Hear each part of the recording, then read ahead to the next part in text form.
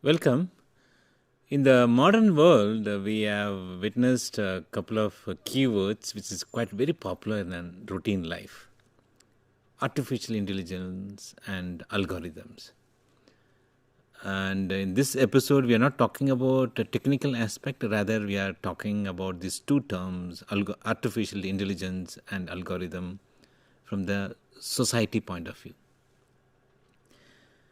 Huge demand, huge discussion. There's a lot of applications in the mobile or in the laptop or in the machines, in the system, in the industry or in the governance. Everywhere the artificial intelligence is being incorporated. There are a lot of discussion in terms of its benefits, a lot of discussions about its demerits. A lot of things are happening, but from the media literacy perspective, we have to understand what are the opportunities and challenges of artificial intelligence. That's what we are going to discuss about the details in this episode. And in the routine life, we are using AI in a very regular manner. The simplest term, I can tell you that, examples. Just open your mobile through Face ID. That's the simplest one AI examples. Or translating a content from one language to another language, that's through the machine learning and artificial intelligence. Or you're going through the e-commerce website where you're searching something, but automatically the site is recommending many more similar products. That is again artificial intelligence. There are very wide variety of AIs, short form, that's what artificial intelligence is being used.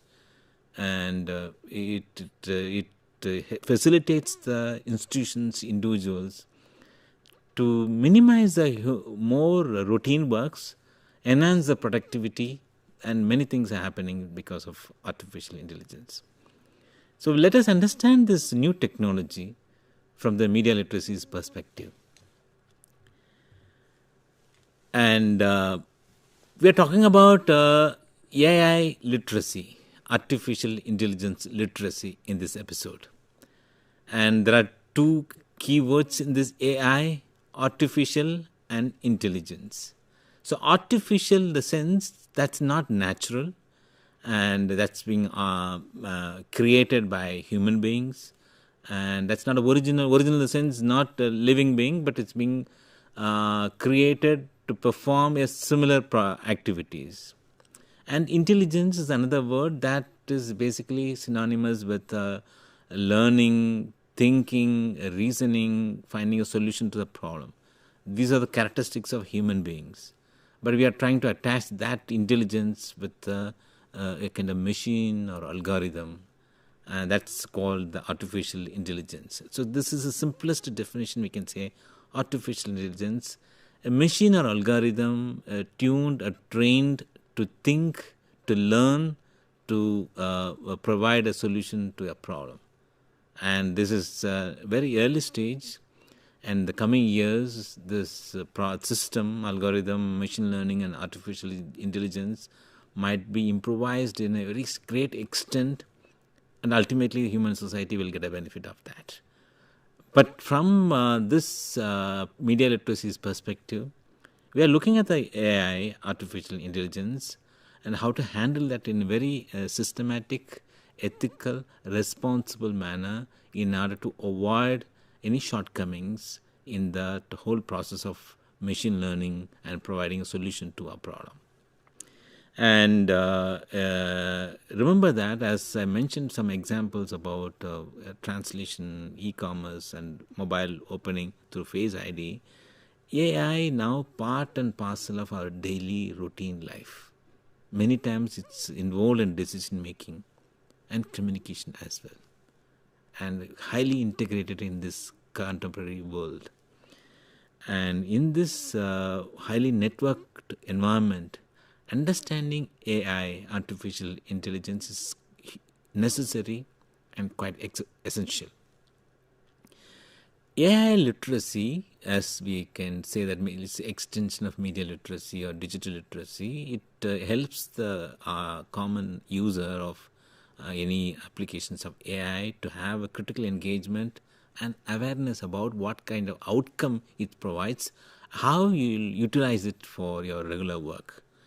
And it helps the AI literacy helps the common people to have a knowledge about applications and what kind of responsibility we need to have while dealing with the AI content, and what are the ethical aspects we have to practice while negotiating with different kinds of AI applications. So these are all the broad umbrella of AI literacy. AI itself is a very new phenomena, of course, probably new phenomena in the common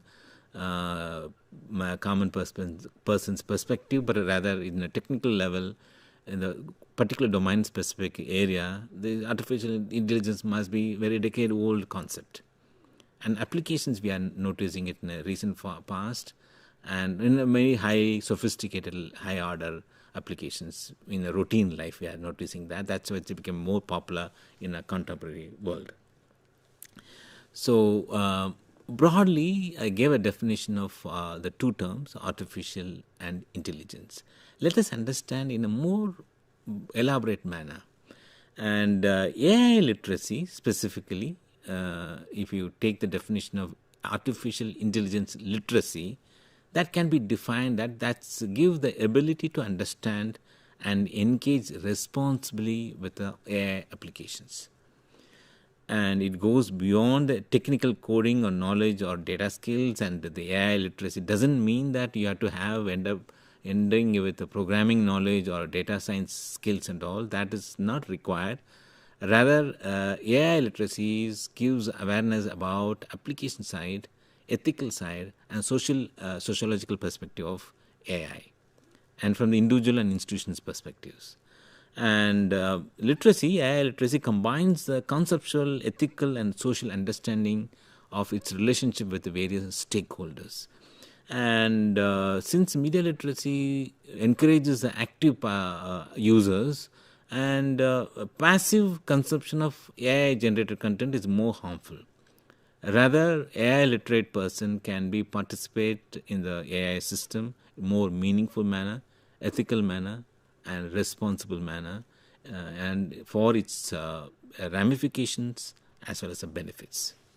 So broadly, we can say that's a definition of AI literacy.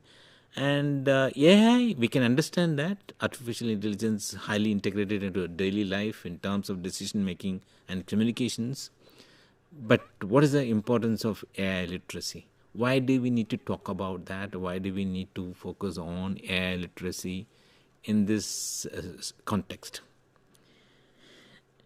AI influences every sphere of our social life, including the media highly integrated with some sort of AI applications. I mentioned about translation, I mentioned about e-commerce, including the video streaming sites. If you watch certain videos, automatically generates, recommends many playlists, many individual videos, and it might matching with your expectation and interest.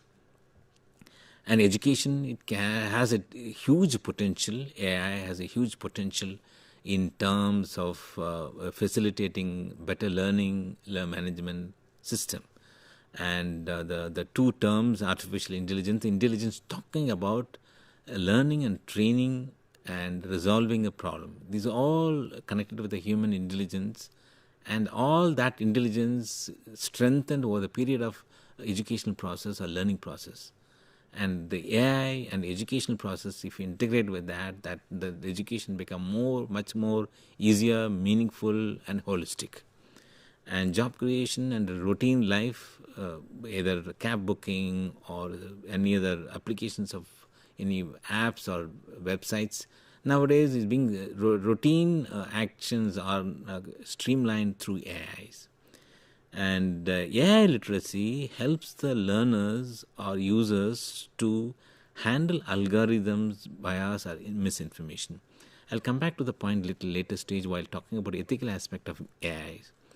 And AI literacy encourages the ethical and inclusive AI usage, and it empowers active and responsible digital citizens, and that is very crucial. One overall perspective, we have to understand that we have learned about what is the importance of AI, what is the importance of AI literacy. And before going to the other application side and looking at the media literacy perspective, let us understand some basic questions behind the AI literacy. There are 4 questions. We'll try to answer those questions in the coming slides. One is, what is AI? What is artificial intelligence? What can AI do for the common people or institutions or stakeholders? How does AI works? How should AI be used and perceived? This is a very basic information about AI. This is necessary from the media literacy perspective to understand the platform. AI is one application, and it's a platform that can be integrated with many activities, and we need to understand the basics of how AI works. So what is AI? And we are part and parcel of AI applications. We are regularly utilizing that. And so what is AI means? Basically, we are trying to revisit the educational or the philosophical definitions of AI. We are revisiting the applications of AI. AI simulates the human-like learning, reasoning, and adoption. And this algorithm or machine learning or the data sets, it's a combination of all this, works in favor of learning some new set of pattern or finding a new meaning and recommending some options, style, rules, and other facilities to the user. And remember that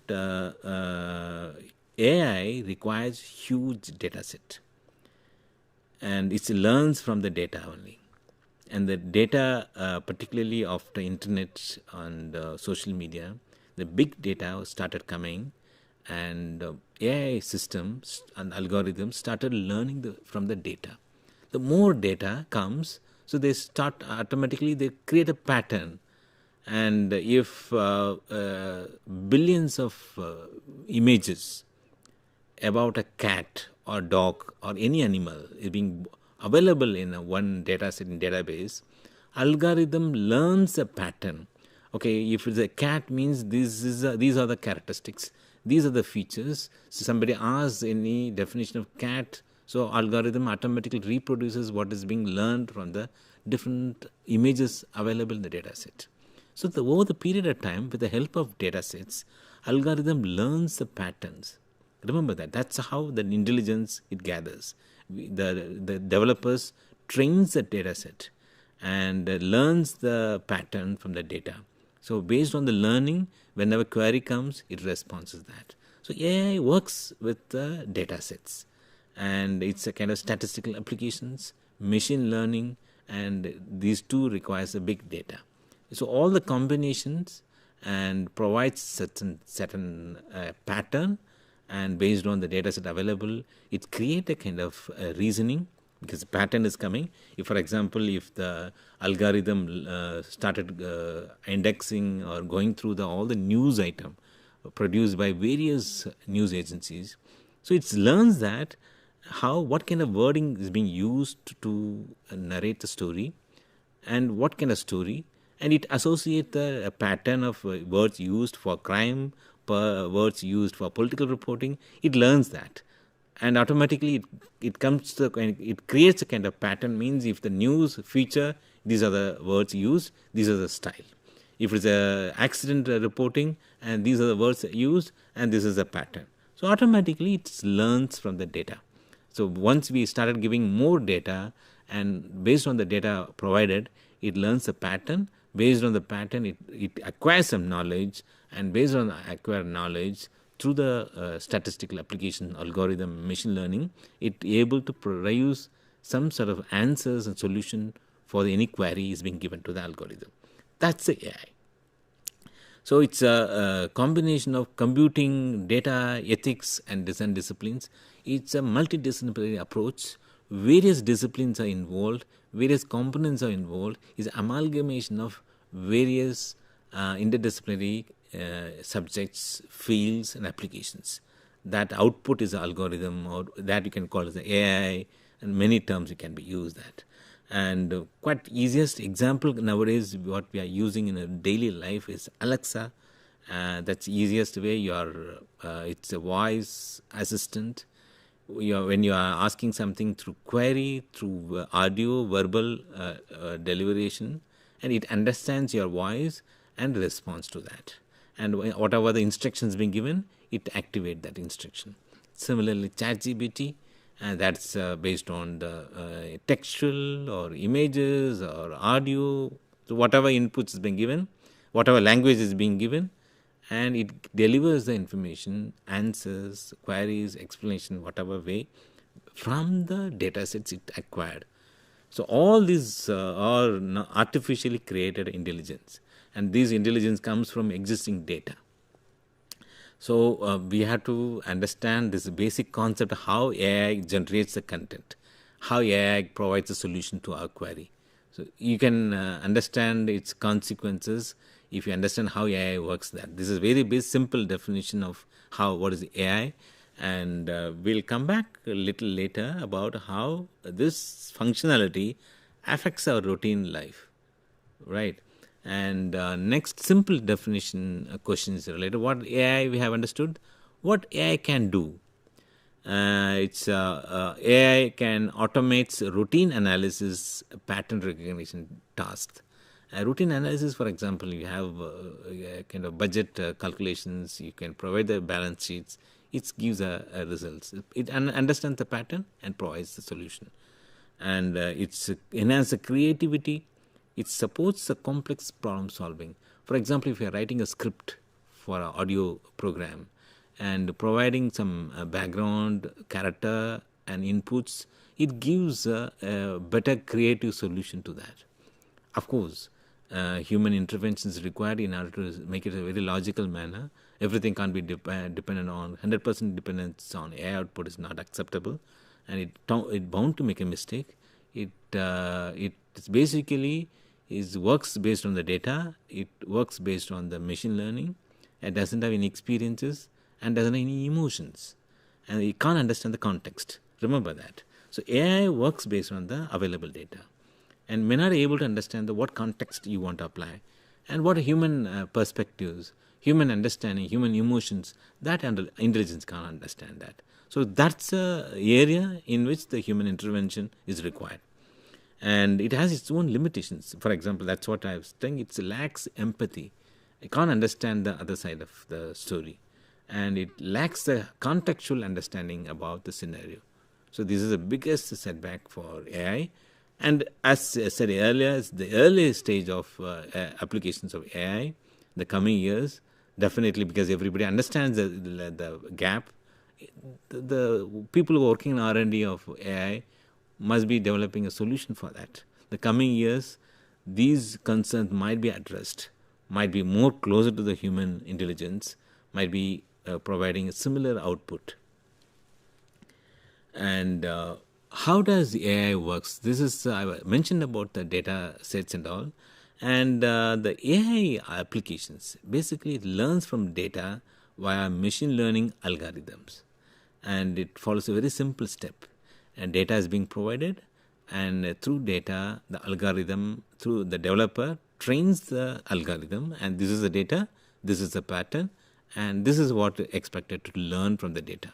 So the developer trains the data, and after the many levels of data sets are incorporated, different levels of training is being provided, and the developer tests whatever knowledge acquired through the data sets. And it through the testing, through the knowledge acquired, algorithm is fine-tuned to predict the results. So this is a kind of larger steps involved in the development and applications and utilization of AI. And the developers or whoever involved in the developing application, they define the data sets. So for example, there is one application for health information, Mediport, we can say the medical bot, medical algorithm. And what kind of data sets required? The developer acquires the information from the medical field, dictionaries, real life case studies from various websites, and doctors, prescriptions. So all the data sets are collected. The choice of the data sets relies on the developer's choice. So what are the information being given? The Medipod learns about the medical information, and based on which it provides whatever the query is being asked. That's about how AI works and how it can be used, how AI can be used. Apply principles of fairness, transparency, and accountability while developing an algorithm, while data sets being provided, and privacy and biasness needs to be taken care while developing intelligence through the learning data sets, and human control and oversight is required, and AI applications with ethical and social good is necessary in that. Why we are talking about this kind of fairness, biasness, and human control and ethical and social good is important, right? Remember that there is a data divide is existing. Data divide in the sense the dominance of global north is established from the day one. From the day one of technology of internet is being introduced, the global north is always have a dominance. Of course, the more number of users are being coming from the global south, but still English is a dominant language. Large content is being generated for the western, northern global north, and availability of content in the online is extensively from the developed countries. So the algorithm developers, they are relying on the data sets. That large number of big data comes from the developed countries in English language, urban centric. So this is a kind of one-sided information is largely provided.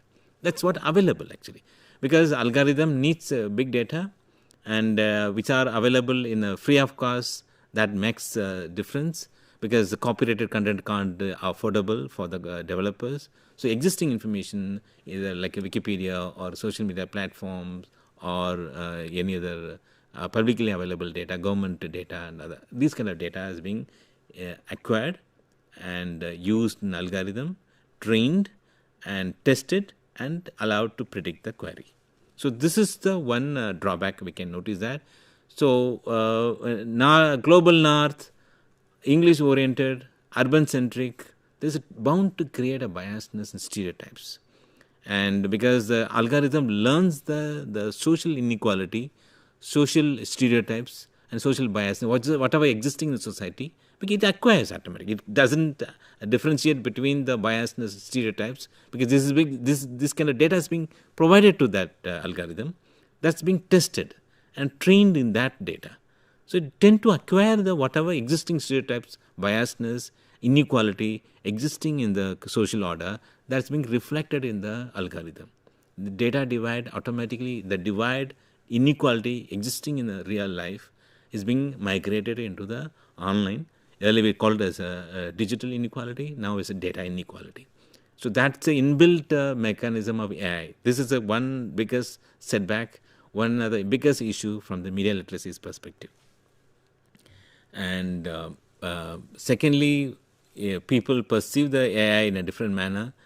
Media sometimes portrays the AI it has all the capabilities, and it has a risk of destroying job or level, or it can destroy another culture or something like that. So perception, it's two extremes.